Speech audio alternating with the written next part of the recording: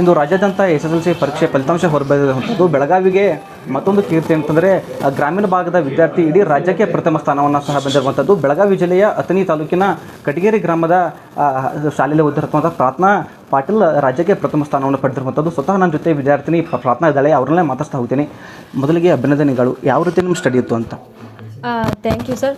First ಹೇಳಬೇಕಂದ್ರೆ ನಾನು ನಮ್ಮ ಸ್ಕೂಲಲ್ಲಿರೋ ಟೀಚರ್ಸ್ಗೆ, ಆಮೇಲೆ ನಮ್ಮ ಹೆಡ್ ಮಾಸ್ಟ್ರಿಗೆ, ನಮ್ಮ ತಾಲೂಕಿನ BO ಅವ್ರಿಗೆ, ನಮ್ಮ ಜಿಲ್ಲಾ ಪಂಚಾಯತಿ ಎಲ್ಲ ಅಧಿಕಾರಿಗಳಿಗೆ, ನಮ್ಮ ಪೇರೆಂಟ್ಸ್ಗೆ ಎಲ್ಲರಿಗೂ ಥ್ಯಾಂಕ್ಸ್ ಹೇಳ್ತೀನಿ. ಆಮೇಲೆ ಮಂಡಳಿ ಬಿಟ್ಟಿರುವಂಥ LBA ಏನಿದೆ ಆ ಒಂದು ಪ್ರಶ್ನಾ ಕೋಟಿ, ಆಮೇಲೆ ಮಾಡೆಲ್ ಕ್ವಶನ್ ಪೇಪರ್ಗಳು, ಆಮೇಲೆ ಮೂರು ಪ್ರಿಪ್ರೇಟರಿ ಆಗಿರೋದ್ರಿಂದ ನಮಗೆ ಕ್ವಶನ್ ಪೇಪರ್ ಹೇಗೆ ಬರುತ್ತೆ, ಪ್ಯಾಟರ್ನ್ ಹೇಗಿರುತ್ತೆ, ಕ್ವಶನ್ ಯಾವ ರೀತಿ ಅರೈಸ್ ಆಗ್ತವೆ ಅನ್ನೋದು ನಮಗೆ ಅದೊಂದು ಐಡಿಯಾ ಬರುತ್ತೆ ಸರ್. ರಾಜ್ಯಕ್ಕೆ ಪ್ರಥಮ ಸ್ಥಾನ ಬಂದಿರಿ, ಏನು ಅನಿಸ್ತಾ ಇದೆ ಅಂತ? ತುಂಬ ಖುಷಿ ಆಗುತ್ತೆ ಸರ್. ಮುಂದೆ ಯಾವ್ಯಾವ ಕನಸುಗಳು ಇಟ್ಕೊಂಡಿದ್ದೀರಿ? ಮುಂದೆ ಯಾವ ಜಾಬ್ ಮಾಡ್ಬೇಕಂತಿದ್ದೀರಿ? ಏನೇನು ಸಾಧನೆ ಮಾಡ್ಬೇಕಂತ? ಫಸ್ಟ್ PUC ಸೈನ್ಸ್ ತೊಗೊಂಡು ಮುಂದೆ ನೀಟ್ ಮಾಡ್ಬೇಕಂತೀನಿ ಸರ್.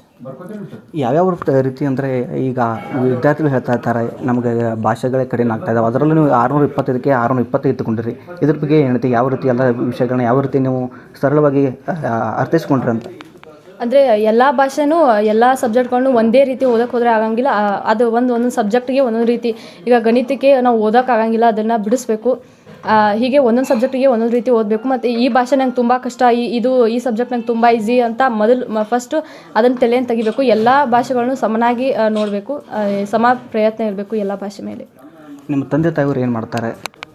ನಮ್ಮ ತಂದೆ ಅದೇ ಶಾಲೆಯಲ್ಲಿ, ಅಂದರೆ ಕಟಗೇರಿ ನಾನು ಓದ್ತಿರುವಂಥ ಶಾಲೆಯಲ್ಲಿ ಕನ್ನಡ ಶಿಕ್ಷಕರಾಗಿದ್ದಾರೆ ಸರ್. ನಮ್ಮ ತಾಯಿಯವರು ಗೃಹಿಣಿಯಾಗಿದ್ದಾರೆ. ಮನೇಲಿ ಬಂದು ಏನಾದರೂ ಮತ್ತೆ ಎಕ್ಸ್ಟ್ರಾ ಪಾಠ ಹೇಳ್ತಿದ್ದಾರೆ ಅಥವಾ ಹೆಂಗೆ? ಅವ್ರ ಸಪೋರ್ಟ್ ಯಾವ ಥರ ಇರುತ್ತೆ ನಿಮ್ಮ ತಂದೆಯವ್ರದ್ದು? ಮನೆಯಲ್ಲಿ ಎಕ್ಸ್ಟ್ರಾ ಪಾಠ ಏನಿಲ್ಲ ಸರ್. ನನ್ನ ಡೌಟ್ ಏನಾದರೂ ಬಂದರೆ ಕೇಳ್ತಿದ್ದೆ, ಅದನ್ನು ಮನೇಲಿ ಸಾಲ್ವ್ ಮಾಡ್ತಿದ್ರು. ಎಕ್ಸ್ಟ್ರಾ ಪಾಠ ಏನು ಇಲ್ಲ ಸರ್.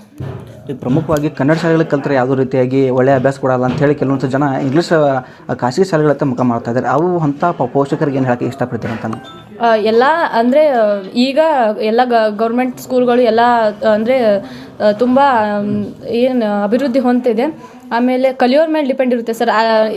ಅಂದರೆ ನಮ್ಮ ಮೈಂಡ್ಸೆಟ್ ಇರುತ್ತೆ, ಅಂದರೆ ಗೌರ್ಮೆಂಟ್ ಸ್ಕೂಲ್ ಅಂದರೆ ಅಲ್ಲಿ ಟೀಚರ್ ಸರಿ ಇರಲ್ಲ, ಆಮೇಲೆ ನಾವು ಕಾನ್ವೆಂಟಿಗೆ ಹಾಕಿದರೆ ಅಲ್ಲಿ ಸರಿಯಾಗಿ ಕಲಿಸ್ತಾರೆ ಅಂತ ಅದು ಮೈಂಡ್ಸೆಟ್ ಫಸ್ಟ್ ತೆಗಿಬೇಕು. ಎಲ್ಲ ಕಡೆನೂ ಅದೇ ಕಲಿಸ್ತಾರೆ, ಕಲಿಯೋರ ಮೇಲೆ ಡಿಪೆಂಡ್ ಇರುತ್ತೆ ಸರ್.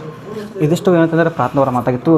ಕಲಿಯುವ ಮನುಷ್ಯದರೆ ಏನಾದರೂ ಬಗ್ಗೆ ಕಲಿಬೋದು, ಸರ್ಕಾರಿ ಶಾಲೆ ಅಂತ ಹೇಳಿ ಅಷ್ಟೊಂದು ಕೆಳಗೆ ನೋಡಿ ಬರಂತೇಳಿ ಅವರ ಮಾತಾಗಿತ್ತು. ಬೆಳಗಾವಿಯಿಂದ ಕ್ಯಾಮ್ರಾ ಪರ್ಸನ್ ಹನುಮಂತ್ ಜೊತೆ ಪ್ರಶಾಂತ್ ಸತ್ತಿ, ಅಶ್ವಯೋಗ ನ್ಯೂಸ್, ಬೆಳಗಾವಿ.